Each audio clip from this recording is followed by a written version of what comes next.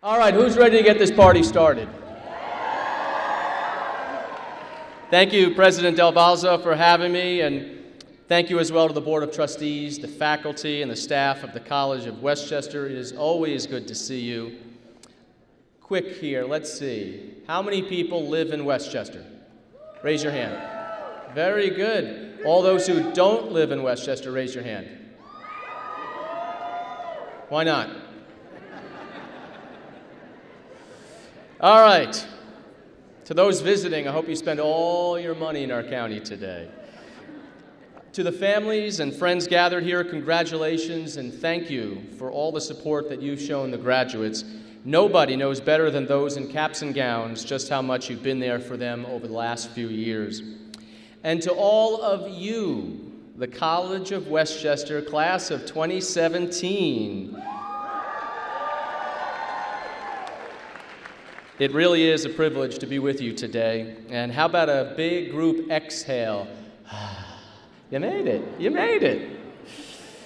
Let's go to the beach.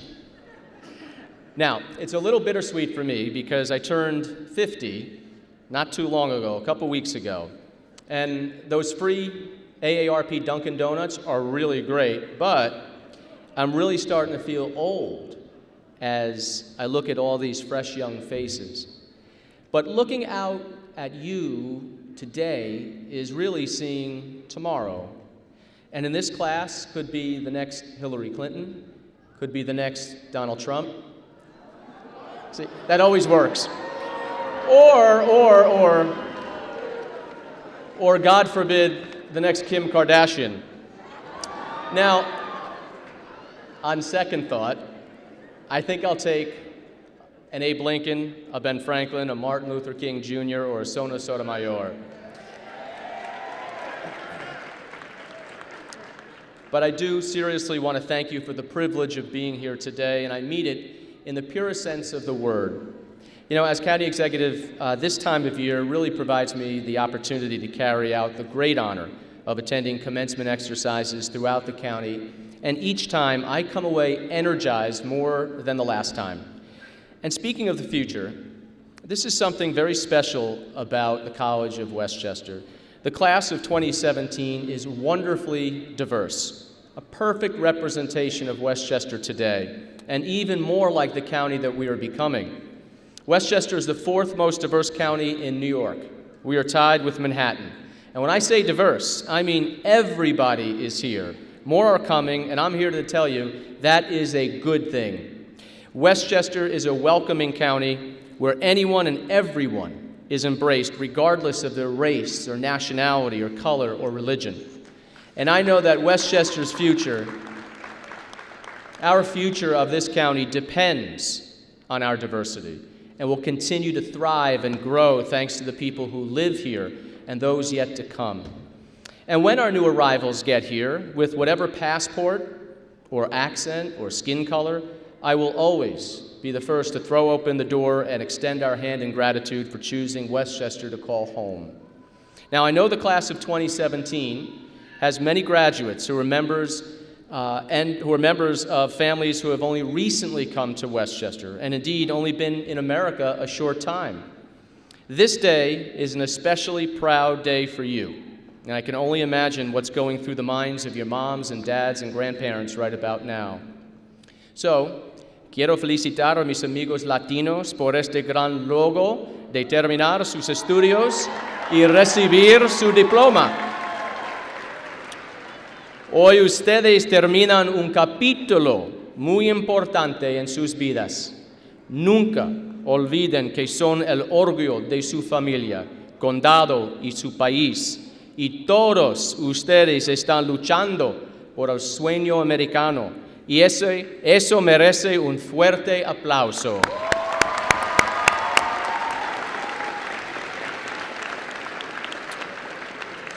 So and most people don't know this, I am the son of immigrants.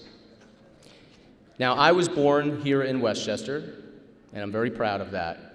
But my mom and dad are immigrants to this county. My father was born in the Bronx, my mother in Queens. We are all immigrants, no matter where we came from originally. So graduates, this is really the first day of the rest of your lives. Everything is just now beginning for you. That's why it's called a commencement. And school, at least this phase, may be over, but a blank canvas sits in front of you just begging for color, composition, or dimension. Now granted, that blank canvas can be a bit imposing, but then again, so was the first day of college, wasn't it? And look now how things have turned out. The world that you are inheriting, unfortunately, is fractured by political partisanship, violence in the forms of war and terrorism, and a persistent epidemic of drug addiction. But with all the technology and information at your fingertips, your generation stands ready to turn things around. And you can do so because you have the opportunity to be so much more smarter than the crew running things today. So in other words, today's ills and evils don't have to be insurmountable obstacles, but rather challenges that you overcome and remove to make life better for everyone. We all have our challenges. I had my challenge when I was in 10th grade. My whole life, I played sports up until 10th grade. I loved it. All 6'3" of me, I loved it. See, in the back, I might look 6'3", in the front, I'm 5'7". And one day in high school, about 10th grade, I started feeling sick. And this went on and on and on. I couldn't walk, I couldn't move, I was just exhausted. And so my mom took me to the doctor, and it was 1983, and they figured out that I had something called mononucleosis, which was really bad case of it, where my spleen was coming out of my ribs, and so I couldn't have any contact sports, because if my spleen had ruptured, you basically have an hour to get to the hospital or you're dead. And so for me, a 10th grader, not being able to play sports, and I played basketball and football and baseball and everything, this was like the end of the world, right? I mean, we all go through these stages. I couldn't believe, what am I going to do? Well, here's how life changes, and it will change for you, and you'll never know when. So I'm out of school for about 6 weeks, and my neighbor comes across the street and says, hey, we're going to tape the football games. How about you come and announce the games? At least you'll still stay somewhat active. I said, okay. So I started announcing the football games, and boom, I caught the bug, the broadcasting bug. And at the same time, friends of mine said, hey, why don't you run for student council president? We'll go get the signatures and you run. I said, all right, why not? Boom. I got elected, and I caught the politics bug. But so something that seemed at the time so bad turned out to be just a turn in the road, which could have gone so many different directions.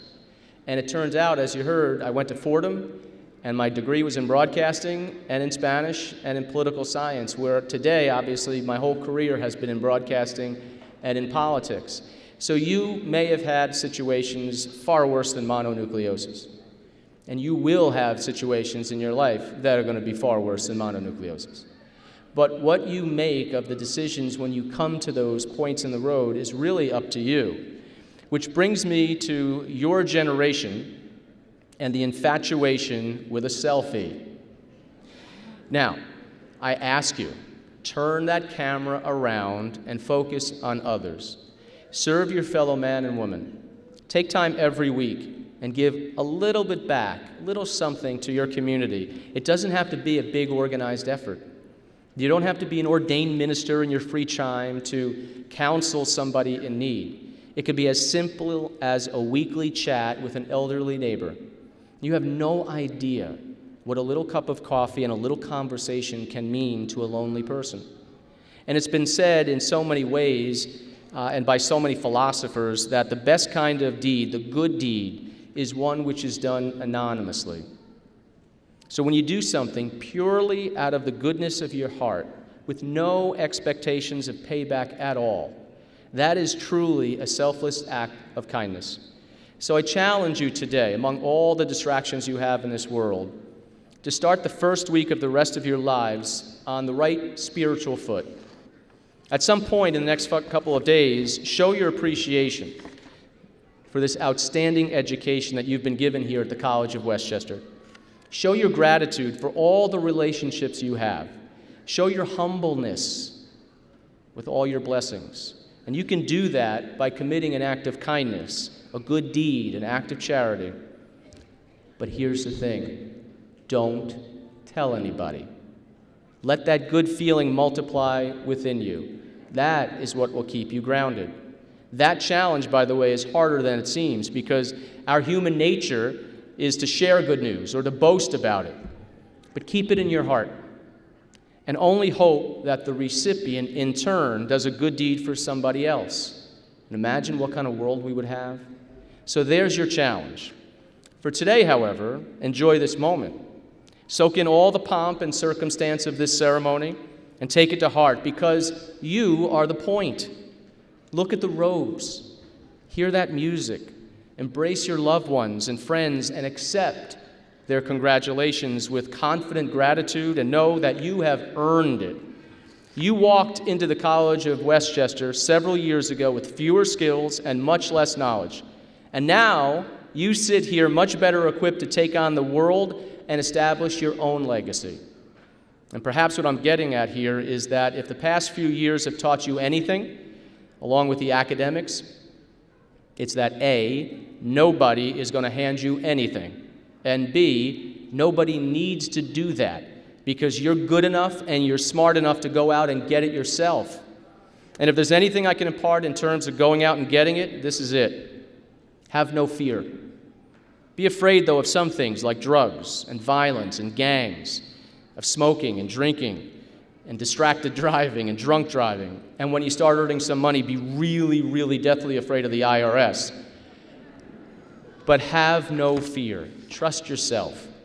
Trust those instincts. Know that you have family. Know that you have dear friends. Know that you have a community that will pick you up if you slip and fall. And remind yourself of all the accomplishments. Remind yourself of all those people who believe in you, because there are hundreds of people who believe in you. President Del Balzo believes in you. Your professors believe in you. Your family and friends believe in you. You don't even know me, but I believe in you. And most importantly, for many of us, if you believe in a higher power, and for me that's God, know that He believes in you. And now it is up to you to believe in yourself and have no fear. Love your family, honor your friends, give back to your community, and you can't buy a moment like this, although some parents might argue with that one. So congratulations to the class of 2017 because you have done it. And one message to the parents. One message to the parents. Now, as you heard, we have 3 kids. We have a 13-year-old, a 12-year-old, and a 7-year-old.